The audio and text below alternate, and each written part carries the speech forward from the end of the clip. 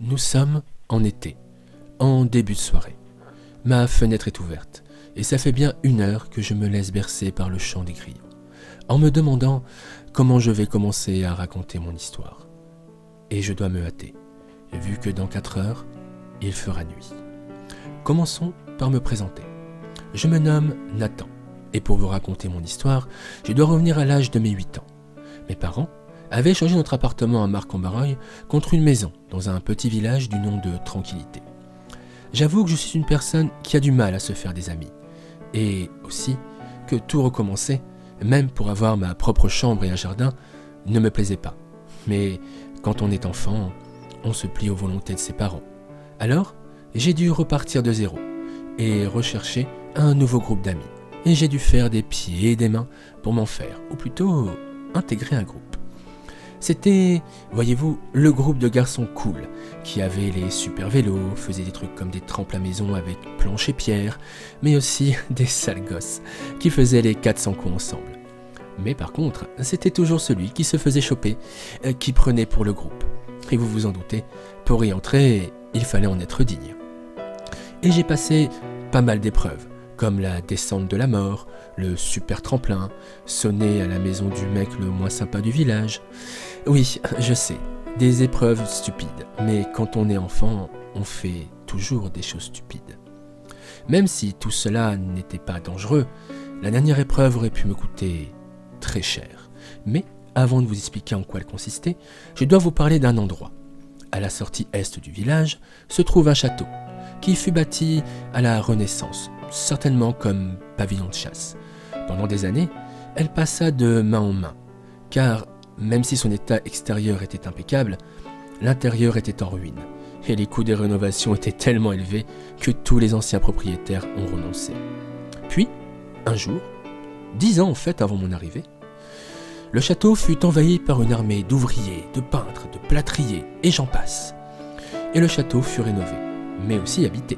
La rumeur disait que c'était le fils d'un géant de la viande américaine qui avait acheté cet endroit pour y vivre tranquillement avec femme et enfants.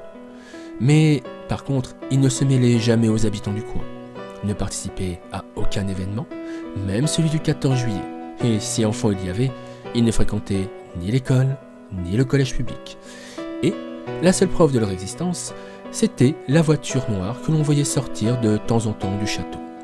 Et personne n'y est jamais entré, et le gardien y veillait. Du moins, c'est ce qu'il pensait. En fait, en sautant au-dessus d'un petit fossé, on pouvait accéder au mur ouest. Là, il y avait un passage, trop petit pour un adulte, mais assez pour qu'un enfant de mon âge s'y faufile. Et c'est là que vient mon épreuve finale. Je devais passer par ce trou, traverser la petite forêt qui me séparait du château, et prendre un objet dans le jardin, et revenir avec, bien sûr. Et tout ça sans se faire prendre. C'était con, risqué, voire très dangereux. Mais pour avoir des amis et entrer dans une bande, j'étais prêt à tout risquer. Passer par le trou était facile, mais je n'étais pas rassuré dans la forêt. Je la trouvais flippante et oppressante. Et il y avait de quoi. Pas un bruit, pas un oiseau, pas une bestiole. Comme si la forêt elle-même retenait son souffle lors de mon passage. Quand enfin je me suis retrouvé à la lisière de la forêt, j'ai soufflé de soulagement. Je me suis mis à regarder autour de moi, et j'avoue que je ne voulais pas m'attarder ici, car si le gardien me chopait, Dieu seul sait ce qu'il m'aurait fait, et mes parents, je n'osais même pas imaginer. Le jardin par contre était magnifique. Il y avait de nombreuses statues qui devaient bien coûter un bras, mais revenir avec était tout bonnement impossible. Puis, une lueur d'espoir illumina mon visage.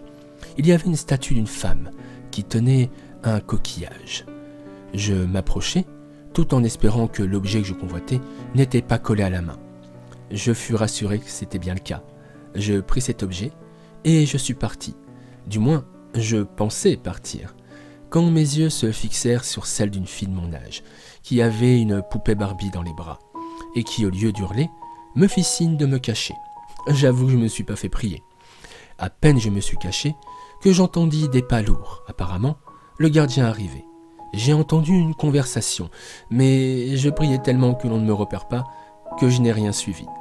Au bout d'un moment, la conversation s'arrêta, et le gardien partit. Puis, une petite voix me dit « C'est bon, tu peux sortir. » Je suis sorti de ma cachette. Je l'ai regardé. « Merci. Pourquoi tu n'as rien dit ?»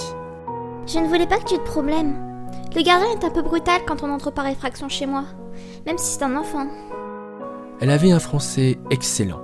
J'avais du mal à me dire qu'elle venait des USA.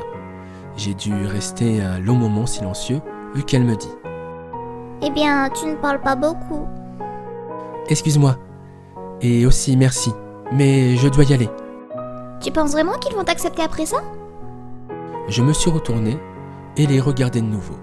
Ça veut dire quoi ? Ça veut dire que s'ils voulaient être tes amis, ils ne t'auraient pas fait courir un si grand risque. Mais ils l'ont fait aussi, ils me l'ont dit. Cette fois, la fille me rit au nez, et elle parla dans sa langue d'origine, et dit un truc que je ne compris pas, avant de me parler en français.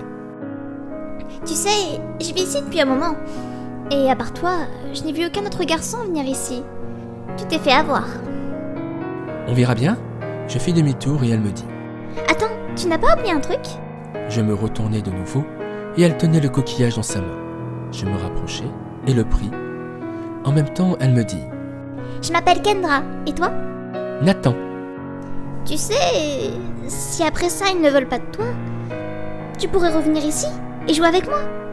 Tu sais, je n'ai pas beaucoup d'amis et le peu que j'ai, mes parents ne veulent pas qu'ils viennent ici. Ils tiennent à leur tranquillité. Tu vas y réfléchir ? Promis ? Promis. Je suis reparti. Quand je suis ressorti, j'ai soufflé de soulagement. J'ai montré mon butin aux autres garçons et bien qu'il soit impressionné, le chef de la bande voulut encore me faire passer un autre test. Et bien que j'eusse du mal à l'avouer, elle avait raison. J'ai décidé d'abandonner ma quête d'amis et je me suis retourné vers Kendra. Au début, je suis allé la voir car sa solitude m'avait touché.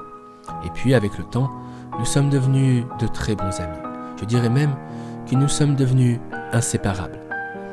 Quand je le pouvais, je passais par le trou et on jouait ensemble, aux œufs et à la barbe du gardien. Je jouais avec elle tous les jours, pendant 4 ans, et tout s'est bien passé. Je considérais notre amitié comme la plus belle chose. Puis, un jour, par excès de confiance, j'ai voulu lui faire une surprise. Pour ses 12 ans, je l'ai fait sortir de sa prison dorée et je l'ai emmené à l'extérieur. Ce jour-là, on a passé une journée folle. Je la voyais rire, être rayonnante, et la voir heureuse fit réchauffer son cœur. Et j'ai ressenti quelque chose que je n'avais jamais ressenti jusque-là. Quand le moment de rentrer fut venu, je l'ai raccompagnée, et en retour de cette merveilleuse journée, elle me fit un cadeau des plus précieux. Elle m'embrassa. Ensuite, je l'ai amenée jusqu'au jardin, et c'est là que j'ai commis l'erreur de trop. Le gardien nous attendait, mais aussi ses parents. Personne ne parlait, mais une tension dans l'air était palpable. Et leur regard signifiait bien qu'elle allait prendre cher. Tant qu'à moi, on m'a fait sortir du château par la grande porte. Et avant que le portail ne se referme, le gardien souleva son t-shirt et me montra un pistolet.